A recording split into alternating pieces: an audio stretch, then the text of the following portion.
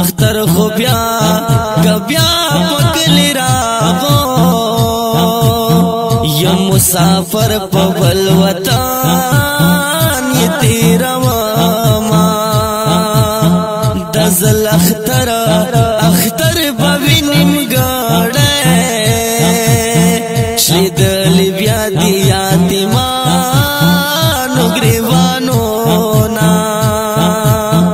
خلکو اختر ته غاړې ورکړې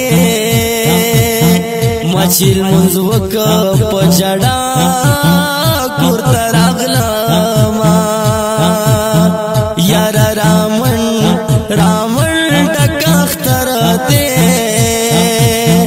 دواړه لاسونه مې ګلاو نیولي دینه ګېډۍ ګلو نه یې اخیستي په لار روان د خپل یار دیدن لذینا د مسافر واړې سلګۍ دي مخې وطن تکې چې سایه وخیزینا مسافری شلګلی کاټ دی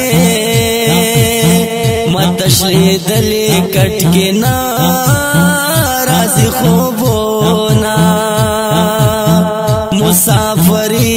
مسافری کې خوشحال اوسه سبا همیش درته لربا دعا کوما دا ځل اختر ډېر نیمګړی وي دا ځل اختر ډېر نیمګړی وي غرونه خلک رانتللي دي غرونه خلک رانتللي دي غرونه خلک رانتللي دي غرونه خلک رانتللي دي دا ځل اختر ډېر نیمګړی وي ورځ د جمعې د سوال قبلېږي د مسافرو حد کې پورته کړې لاسونه چا چې د مور پلار ژوندي وي هغو ته نشته دی پیرانو حاجتونه څوک چې د مور په دوه رنګ وي که خوار ملنګ وي د بادشاهانو ژوند بکړینا څوک بنا د چا په تماده راتلو وي څوک بنا د چا په تماده راتلو وي ډېر سترګې بار پیږي اختر راغی ډېر سترګې بار پیږي اختر راغی څوک بنا د چا په تماده راتلو وي څوک بنا د چا په تماده راتلو وي ډېر سترګې بار پیږي اختر راغی ډېر سترګې بار پیږي اختر راغی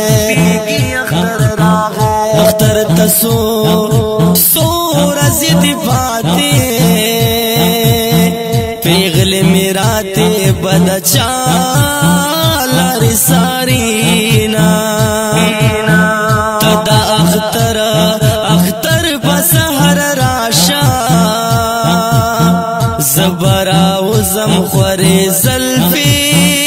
سره لاسونه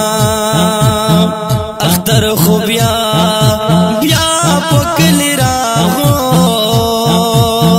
جانان میں نشتا زبچا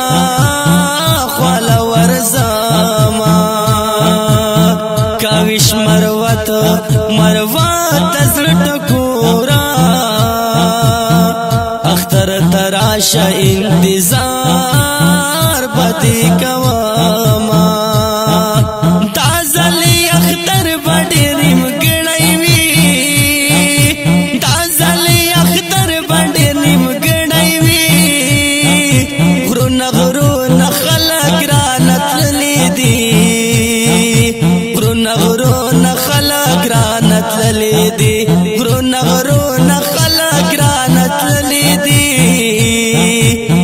نغرو نخلا گرانت للیدی محترم اوردونکو په आवाज د کاوش مروت فرمایش کړی دا ماویہ گل اف کیسے کمر او ډیر ګران محترم جناب طاهر مروت سے ریکارډینګ السیا سټوډیو لکی مروت والسلام.